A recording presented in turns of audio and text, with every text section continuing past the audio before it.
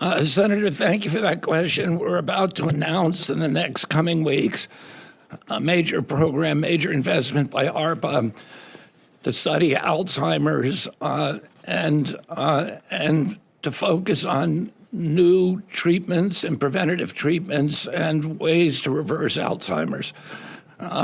There are many, many grants at NIH now studying Alzheimer's and diabetes.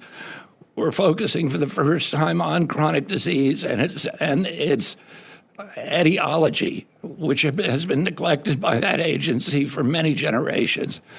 We're going to identify the causes of chronic disease and how to eliminate the exposures that are generating this giant epidemic. We're focusing on maternal health. And I can read you a whole list of programs that we're doing on maternal health right now. And you're right, we have the worst maternal health outcomes of any of the Western countries. And Black women are 2.6 times more likely. A college-educated Black woman is 2.5 times more likely to die from maternal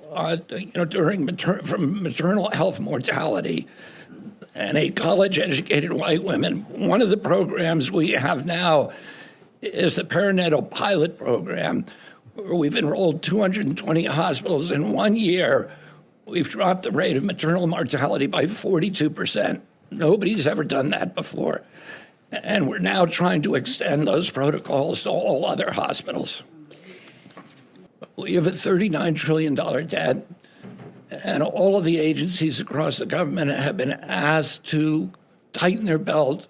In my agency, I've been asked to cut 12%. And all of these cuts are painful. But we are at the cutting edge right now in terms of revolutionizing biomedical research in our country. We're losing our lunch to China. China last year, 50% of the new drugs that were approved were from China.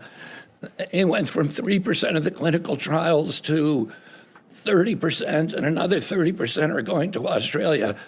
So we're losing our IP, we're losing our best researchers, we're losing our scientists, and we're losing ground in terms of our biosecurity. These are all things that we are focused on. We are compressing the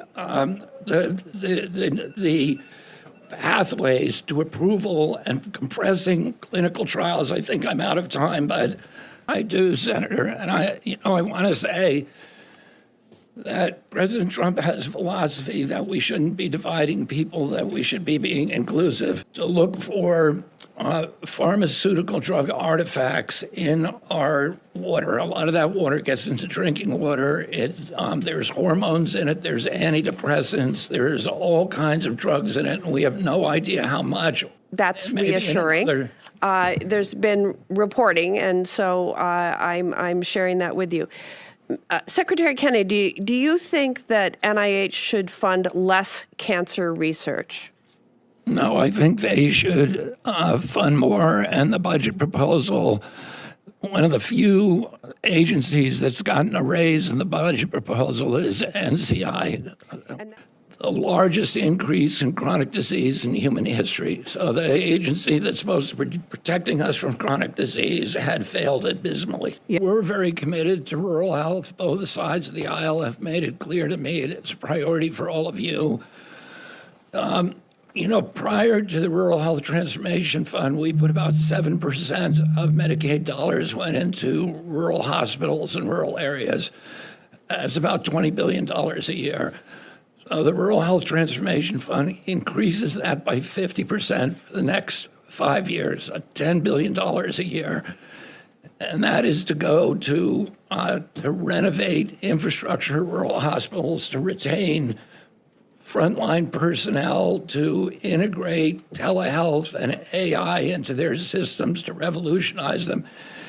In addition to that, I'm always on the lookout for new ways of assisting rural health care. Last week, I went to Arizona and announced a $135 million program to community development health centers, which serve 32 million people, mainly in rural areas, to provide nutrition, but also to provide nutrition infrastructure like kitchens and home gardens, et cetera, but also to for rural residency, because we know that when doctors train in rural areas, 30% of them end up staying there, and that's when there is controversy in my agency because the approval included approval of certain the request included a request for certain flavors that, in my view, were directed at children, bubble gum and cotton candy. The career reviewers have to make a determination because the threshold for tobacco is much higher than it is for drugs. They have to make sure not that that drug is safe and effective for a particular individual, that it's better for society as a whole. And I think I don't know about the deliberations there, but I know that they had to make a decision based upon the science that vaping was going to reduce combustible tobacco use. That was the scientific finding they had to make. I don't know. I don't know the details. I've never read the studies. But that is the process that they had to go through. We've developed the definition within our agency. It's now, before the rule gets finalized, it's in the interagency process. There are other agencies that have equities like USDA, Department of Commerce, OMB. They have to review our proposal and then approve it. And I would say, Senator, in the meantime, people should eat real food. It makes sense. It makes a lot of sense, and we're doing exactly that. Once we get that definition of ultra-processed food, then we're going to go to mandatory front-of-package labeling. And it will be a very simple label, something like they use across Latin America very, very successfully: red light, green light, yellow light.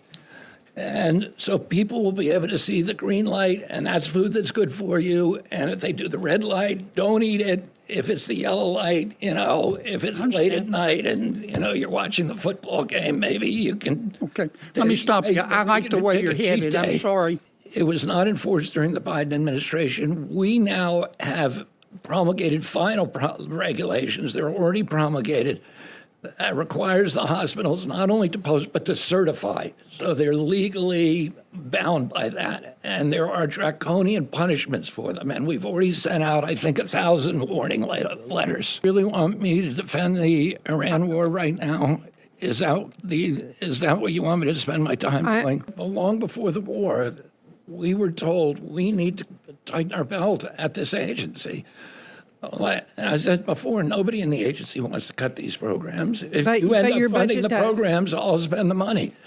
It's Congress's choice about whether to do it or not. It's not my choice. We gave you a proposed budget that does what the president wants, which is to have broad cuts across the agency. My question to you actually was, did you push back on the president when he said he wanted to cut NIH? Did you push back in any meeting? Do you want me to tell you why I think those cuts are justified at NIH? I'd like to hear your rationale. We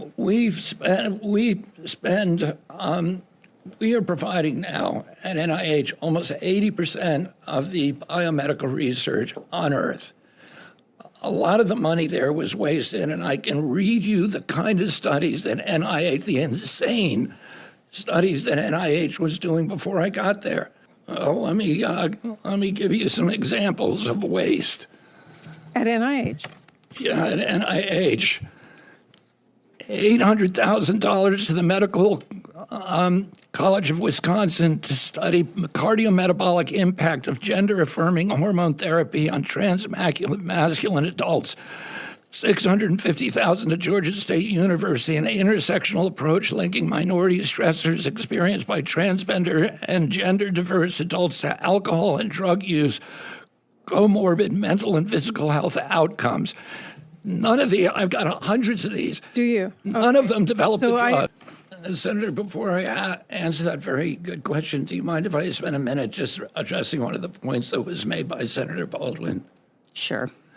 Yeah, I have authorized funding for $500 million in cancer vaccines and almost another $500 million in a universal flu vaccine. So I'm not anti-vaccine. The $500 million that we canceled were for vaccines that don't work.